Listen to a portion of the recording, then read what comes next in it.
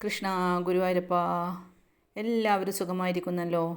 ഇന്ന് നമുക്ക് സമുദ്രരാജാവ്, അതായത് വരുണദേവൻ കൃഷ്ണനോട് എന്താണ് കാണിച്ചത് എന്ന് നോക്കാം. അന്ന് ഒരു ഏകാദശി നാളായിരുന്നു. ഏകാദശി വ്രതത്തിലായിരുന്നു നന്ദഗോപൻ. ഏകാദശിക്ക് നിരാഹാരനായി പകലും രാത്രിയും നാരായണനെ പൂജിക്കുകയും ദ്വാദശി നാളിൽ നദിയിൽ കുളിച്ച് പ്രാതൽ കഴിക്കുകയുമാണ് പതിവ്. അതനുസരിച്ച് ദ്വാദശി നാളിൽ അതിരാവിലെ നന്ദഗോപൻ യമുനയിലെത്തി. നേരം പുലർന്നിട്ടുണ്ടായിരുന്നില്ല. എങ്ങും ഇരുട്ടായിരുന്നു. അവിടെയാണെങ്കിലോ അസുരന്മാരുടെ ശല്യവുമുണ്ടായിരുന്നു. നന്ദൻ നദിയിലിറങ്ങി ഒരാവർത്തി മുങ്ങി നിവർന്നു. അപ്പോഴേക്കും തൻ്റെ കാലുകൾ അടിയിലേക്ക് താഴ്ന്നു പോകുന്നത് പോലെ നന്ദന് തോന്നി. ആരോ കാലുകളിൽ ബലം പ്രയോഗിച്ച് വെള്ളത്തിൽ താഴ്ത്തുന്ന മാതിരി. ക്രമേണ നന്ദൻ വെള്ളത്തിനടിയിലായി. ഒരു അസുരൻ്റെ പിടിയിലകപ്പെട്ട നന്ദൻ സമുദ്രരാജാവായ വരുണൻ്റെ അടുക്കലെത്തി. യമുനയിൽ കുളിക്കാൻ പോയ നന്ദഗോപനെ കാണാഞ്ഞ് ഗോകുലത്തിലെ ആകെ ബഹളമായി. യശോദയും കൂട്ടരും നിലവിളിക്കാൻ തുടങ്ങി. കൃഷ്ണനാവട്ടെ നല്ല ഉറക്കത്തിലായിരുന്നു.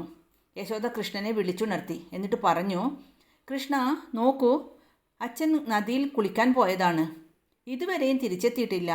എന്തു പറ്റിയെന്നറിയില്ല. എനിക്ക് വല്ലാതെ പേടി തോന്നുന്നു. മോനെ, നീ പോയി അച്ഛനെ അന്വേഷിച്ചു വരൂ. അമ്മയുടെ വാക്കുകൾ കേട്ട് കൃഷ്ണൻ പറഞ്ഞു, അമ്മ ഭയക്കേണ്ട, ഞാൻ ഇപ്പോൾ തന്നെ പോയി നോക്കാം. അച്ഛനൊന്നും സംഭവിക്കില്ല. അമ്മയെ സമാധാനിപ്പിച്ചിട്ട് കൃഷ്ണൻ യമുന തീരത്തേക്ക് യാത്രയായി. അവിടെ എത്തിയ കൃഷ്ണന് അച്ഛനെ ഒരിടത്തും കാണാനായില്ല. എവിടെ പോയി അച്ഛൻ? കൃഷ്ണൻ ആലോചിച്ചു. എന്നിട്ട് അച്ഛൻ സാധാരണയായി കുളിക്കാറുള്ള കടവിലേക്ക് ഇറങ്ങി.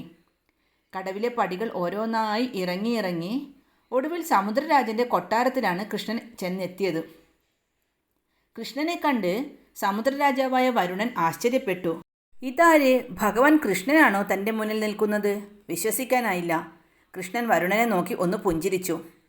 അപ്പോഴേക്കും വരുണനും ബോധ്യമായി തൻ്റെ മുന്നിൽ പ്രത്യക്ഷപ്പെട്ടിരിക്കുന്നത് ഭഗവാൻ കൃഷ്ണൻ തന്നെ. വരുണൻ ഓടിച്ചെന്ന് കൃഷ്ണൻ്റെ കാൽക്കൽ വീണ് നമസ്കരിച്ചു. ഭക്തിയോടെ സൽക്കരിച്ചിരുത്തി. എന്നിട്ട് കുറ്റബോധത്തോടെ എന്നവണ്ണം വരുണൻ കൃഷ്ണനോട് പറഞ്ഞു, അല്ലയോ സർവേശ്വരനായ ഭഗവാനെ, അങ്ങ് എന്നോട് ദയ കാട്ടണം, എന്നോട് പൊറുക്കുമാറാകണം.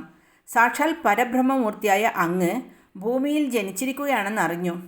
വസുദേവപുത്രനായി ഭൂമിയിൽ അവതരിച്ച അങ്ങ് അവിടെ അധർമ്മികളെയും ദുഷ്ടന്മാരെയും ഓരോന്നോരോന്നായി വകവരുത്തിക്കൊണ്ടിരിക്കുകയാണെന്നും അറിയാൻ കഴിഞ്ഞു. ഭഗവാൻ ഭൂമിയിൽ ഗോപാലകനായി കഴിഞ്ഞുകൊണ്ട് കാട്ടുന്ന അത്ഭുതങ്ങളെയും സാഹസിക കൃത്യങ്ങളെയും കുറിച്ച് കേട്ടതു മുതൽക്ക് അങ്ങയെ കണ്ട് അനുഗ്രഹം വാങ്ങണമെന്ന് ആഗ്രഹിക്കുകയായിരുന്നു. അതുകൊണ്ടാണ് ഞാൻ അങ്ങയുടെ അച്ഛനെ ഇങ്ങോട്ട് കൊണ്ടുവന്നത്. അച്ഛനെ കാണാതാവുമ്പോൾ അങ്ങ് അച്ഛനെ അന്വേഷിക്കുമെന്നും അന്വേഷിച്ച് ഇവിടെ എത്തുമെന്നും എനിക്ക് ഉറപ്പുണ്ടായിരുന്നു. അച്ഛൻ പാരണയൊക്കെ അനുഷ്ഠിച്ച് പ്രാതലമെല്ലാം കഴിച്ച് ഇവിടെ സുഖമായിരിക്കുന്നു. അങ്ങയുടെ സാന്നിധ്യം കൊതിച്ചതുകൊണ്ട് മാത്രമാണ് ഞാൻ ഇത്തരത്തിൽ ഒരവിവേകം പ്രവർത്തിച്ചു പോയത്. അതിൽ അങ്ങ് ക്ഷമിക്കണം, മാപ്പേകണം. വരുണൻ്റെ വാക്കുകളിൽ നിറഞ്ഞു നിന്നിരുന്ന ഭക്തിയും ആദരവും വിനയവുമെല്ലാം കൃഷ്ണനെ സന്തുഷ്ടനാക്കി.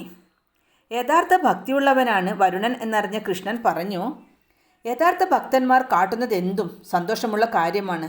അതുകൊണ്ട് അങ്ങ് ചെയ്ത ഈ കുസൃതിയിൽ എനിക്ക് പരാതിയില്ല. ഞാൻ അങ്ങയെ സന്തോഷപൂർവ്വം അനുഗ്രഹിക്കുന്നു. ഈ വാക്കുകൾ കേട്ട് വരുണൻ കൃഷ്ണൻ്റെ കാൽക്കൽ വീണ് നമസ്കരിച്ചു. എന്നിട്ട് കൃഷ്ണനെ അച്ഛൻ്റെ അടുക്കലേക്ക് കൂട്ടിക്കൊണ്ടുപോയി. അച്ഛനെ കണ്ട മാത്രയിൽ ഒരു കൊച്ചുകുട്ടിയെപ്പോലെ കൃഷ്ണൻ അച്ഛനെ കെട്ടിപ്പുണർന്നു. അവർ പരസ്പരം നെറുകയിൽ ഉമ്മ വെച്ചു. അച്ഛൻ്റെയും മകൻ്റെയും കണ്ണുകൾ സന്തോഷം കൊണ്ട് നിറഞ്ഞു. ഇത് കണ്ടു വരുണൻ അതിശയം പൂണ്ടു.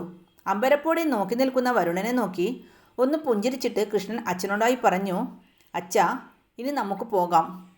അവിടെ അമ്മ വല്ലാതെ പേടിച്ചിരിക്കുന്നു. ഗോകുലവാസികളും ആകെ പരിഭ്രമിച്ചിരിപ്പാണ്. ഇനി ഒട്ടും വൈകണ്ട.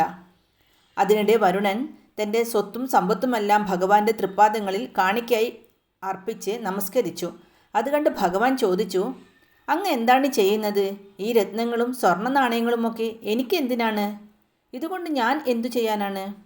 ഭഗവാനെ, എൻ്റെ സന്തോഷത്തിന് വേണ്ടി അങ്ങേക്ക് സമർപ്പിച്ചു എന്നേയുള്ളൂ, വരുണൻ പറഞ്ഞു.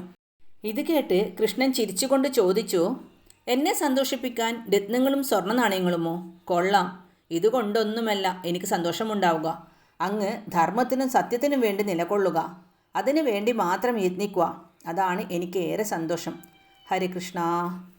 കൃഷ്ണൻ്റെ വാക്കുകൾ കേട്ട് വരുണൻ വീണ്ടും തൊഴുകൈയോടെ കാൽക്കൽ വീണ് നമസ്കരിച്ചു. ഒടുവിൽ കൃഷ്ണൻ അച്ഛനെയും കൂട്ടി വൃന്ദാവനത്തിലെത്തി.